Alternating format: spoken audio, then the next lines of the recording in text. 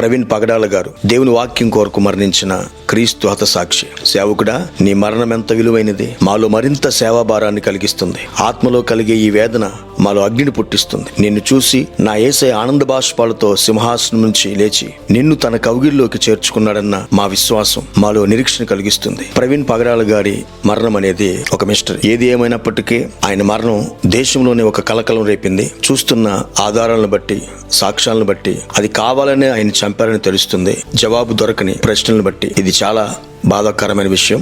ఈ సమయంలో క్రైస్తవ సంఘం తెలుసుకోవాల్సింది ఏంటంటే, ఇది చివరి గడియ. వేదన కాలంలో మనం ఉన్నామని తెలుసుకోవాలి. యేసుక్రీస్తుని తన శిష్యులు రాకడకు, ఈ యుగ సమాప్తికి సూచనలు అడిగినప్పుడు, రాజ్యం మీదకి రాజ్యము, జనం మీదకి జనము లేచినప్పుడు, భూకంపాలు, కరువులు వచ్చినప్పుడు అది వేదనలకు ఆరంభమట. ఆ తర్వాత ఆయన నామము నిమిత్తమై జనులు మిమ్మల్ని శ్రమల పాలు చేస్తారు, చంపుతారు. నా నామము నిమిత్తమే సకల జనుల చేత ద్వేషింపబడతారు. మనం వేదనల కాలాల్లో ఉన్నామని ఈ సంఘటన చూస్తే ఈ వాక్యమే గుర్తొస్తుంది. ఇది సిద్ధపాటు కాలం. ఎప్పుడు ఎక్కడ ఏం జరుగుతుందో తెలియదు. అయితే ఏ క్రైస్తవుడైనా, దైవజనుడైనా దేనికైనా సిద్ధపడి ప్రభు రాకడ కొరకు ఆకాంక్షతో ఎదురు చూసే అనుభవం కలిగి ఉండాలి. క్రీస్తు కోసం హతసాక్షి అవటం అనేది ఎంత భాగ్యమో ఇది ప్రవీణ్ పగడాల గారికి దక్కింది. ఇది అందరికీ దొరకని భాగ్యము. ఇది దేవుడు పిలుచుకున్న ఒక పిలుపు, ప్రత్యేకమైన అభిషేకం. ఇది సిద్ధాంతాలు, దర్శనాలు, పిలుపులు వేరు కావచ్చు, కానీ నిజదేవుని నమ్మే విశ్వాస విషయంలో మాత్రం మేమందరము క్రీస్తు జత పని వారమే. ఏది ఏమైనా ఏ శక్తులు, వ్యవస్థలు, రాజ్యాలు ఈ సువార్తను ఆపలేవు. క్రైస్తవేత్తలు తెలుసుకోవాల్సిన విషయం ఏంటంటే, ఇలాంటి సంఘటనలు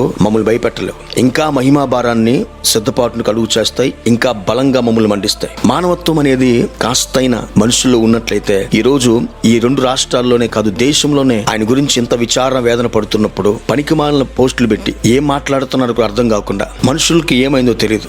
మతమా, వాళ్ళకి నూరు పోస్తున్నది ఎవరో తెలియదు. కుటుంబం దుఃఖ శోకంలో ఉంది. ఒక ఓదార్పు మాట పలకకపోగా విచ్చలవిడిగా అసభ్యకరమైన పోస్టులు పెడుతున్న మిమ్మల్ని ఏమనాలో నాకు అర్థం కావట్లేదు. కానీ ఆది సంఘం నుంచి మాకు జరుగుతున్న ఇవే. ప్రభు మాకు నేర్పింది, మాకు చెప్పింది కూడా ఇదే మా బహుమానం, ఇదే మా మహిమ. ఒక మతం కోసమో, ఒక రాజ్యం కోసమో, ఒక రాజకీయ పార్టీ కోసం ఆయన చనిపోలేదు. సాక్షాత్తు తన కొరకు ప్రాణమిచ్చిన క్రీస్తు కోసం తానిచ్చిన ప్రాణాన్ని అర్పించాడు. నిన్ను చూసి సేవకుడా మేము గర్విస్తున్నాం. సువార్త విషయాల్లో నిర్మోహమాటంగా ఉన్నారు, మండారు, అనేకులు ఎదుట సూటిగా మాట్లాడారు. మీ ముఖంలోని చిరునవ్వుని ఎన్నటికి మర్చిపోలేము. యెహోవా భక్తుల మరణం ఆయన దృష్టికి చాలా చాలా చాలా విలువైనది. ఆయన ఏమీ చనిపోలేదు, ఆయన నిద్రించాడు. క్రీస్తులో ఉన్న మనకు మరణం అనేది ఒక డోర్ మాత్రమే. ఈ లోకం నుంచి పరలోకానికి అడుగు పెట్టడానికి డోర్ లాంటిది. ఆయన క్రీస్తుతో కూడా సదాకాలం ఉండటానికి ఆయన వెళ్ళాడు.